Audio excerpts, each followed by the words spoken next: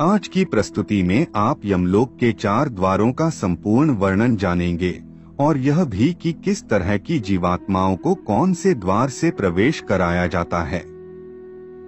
आप हमें कमेंट करें व बताएं कि आपको हमारे गरुड़ पुराण के सभी भाग कैसे लग रहे हैं।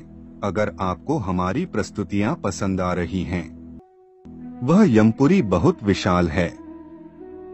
उसका विस्तार व ऊंचाई हमने आपको गरुड़ पुराण के पिछले भाग में बताया था।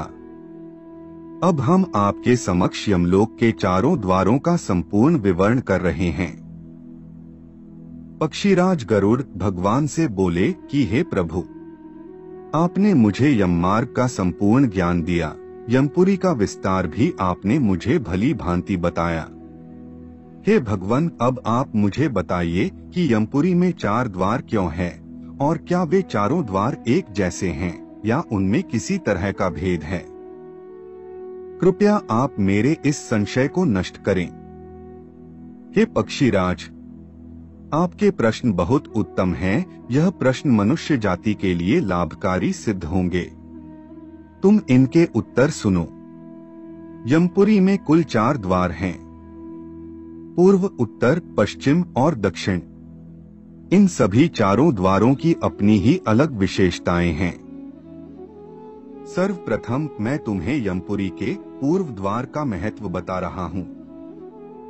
यमपुरी का पूर्व द्वार बहुत ही सुंदर है। वहां फहराती हुई सैकड़ों पताकाएं उसकी शोभा बढ़ाती हैं। हीरे, नीलम, पुखराज और मोतियों से वह द्वार सजाया हुआ है। वहां गंधर्वों और अप्सराओं के गीत और नृत्य होते रहते हैं।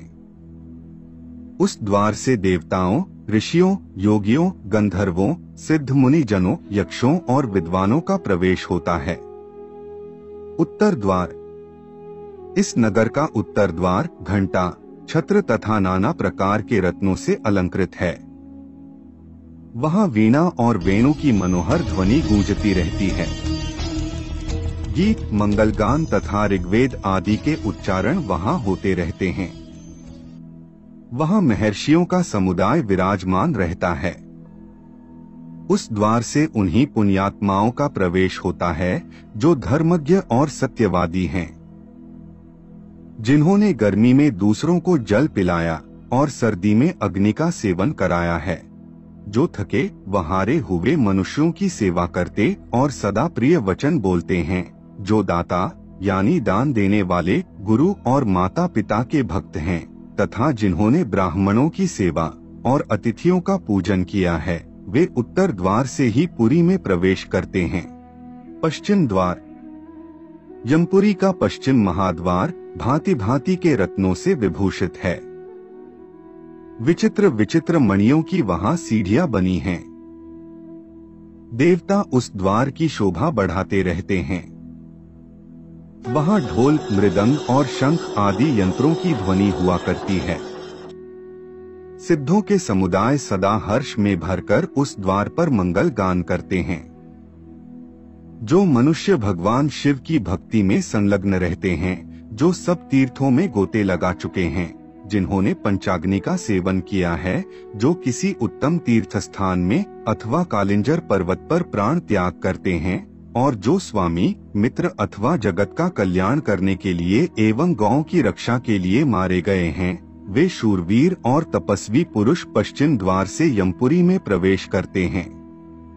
हे गरुड़, अब मैं तुम्हारे समक्ष यमपुरी के सबसे पीड़ाजनक व विकराल द्वार का वर्णन कर रहा हूँ। तुम इसे ध्यान से सुनो। उस पुरी का दक्षिण द्वार अत्यंत भयानक है। वह संपूर्ण जीवों के मन में भय उत्पन्न करने वाला है। वहां निरंतर हाहाकार मचा रहता है और सदा अंधेरा छाया रहता है। उस द्वार पर तीखे सींग, कांटे, बिच्छू, सांप, वज्रमुख कीट, भेड़िए, व्याघ्र, रीछ, सिंह, गीदड़, कुत्ते, बिलाव और गीध उपस्थित रहते हैं। उनके मुखों से आग की लपटें निकला करती हैं। जो सदा सबका अनहित करने वाले पापी आत्मा हैं, उन्हीं का उस मार्ग से पुरी में प्रवेश होता है। जो ब्राह्मण, गौ, बालक, वृद्ध, रोगी, शरणागत, विश्वासी, स्त्री, मित्र और निहत्थे मनुष्य की हत्या कराते या करते हैं, पराई स्त्री के साथ संभोग करते हैं, दूसरों के धन का अपहरण करते हैं, संपत्ति हड़प लेते हैं, दूसरों को जहर देते और उनके घरों में आग लगाते हैं, किसी के वस्त्र, वस्तु और आभूषण की चोरी करते हैं, दूसरों की विवशता देखकर उनके प्रति क्रूरता का बर्ताव करते हैं, सदा झूठ बोलते हैं, नगर, राज्य तथा राष्ट्र को महान दुख देते हैं, झूठी गवाही देते, कन्या बेचते, अभक्ष्य भक्षण करते, माता पिता को कटुवचन सुनाते तथा और भी अन्य प्रकार के महापापों में संलग्न रहते हैं, वे सब दक्षिण द्वार से यमपुरी में प्रवेश करते हैं। हे खगेश, आशा है कि मेरे द्वारा बताए गए वचनों से तुम्हारे यह संशय नष्ट हो गए होंगे। वर्तमान में मनुष्य अपनी मानसिकता और विचारों के कारण ही अपने जीवन को स्वर्ग व नर्क में परिवर्तित करता है। वह मनुष्य यह नहीं सोचता कि जीवन केवल मृत्यु तक ही नहीं, अपितु मृत्यु के पश्चात भी है और बुरे कर्मों का वास्तविक फल तो मृत्यु के बाद ही मिलता है।